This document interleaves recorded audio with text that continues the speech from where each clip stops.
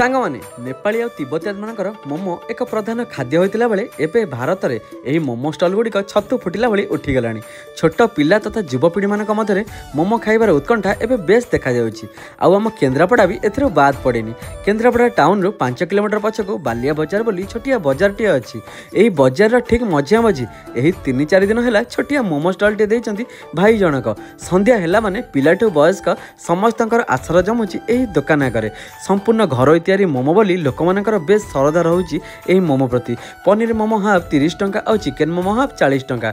आ मिठा मका सह कंचा लंका लेंबूर पाग को भी लोके बेस पसंद करुचंती, जार मूल्य मात्र 30 टंका। अल्प किछि दिन हेब दुकानटी होइतिले भी निजर उत्तम व्यवहार तथा सुंदर टेस्ट लोक मानकर मन किनि नेछंती भाई जनक। सांगमाने जीवनर अन्य नाम संघर्ष। आउ गोटे मध्यमित परिवार पिलाटी को स्वाभिमान सहित बंचिया पई ए संघर्ष नाम कष्ट को तो करबा को ही पड़िबो।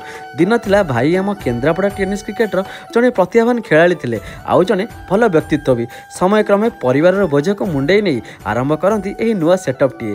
दिन टाइम रे गोटे प्राइवेट कंपनी रे मार्केटिंग काम करती, आउ इवनिंग टाइम रे लोक मानक परस देता ए सुआदिया मोमो।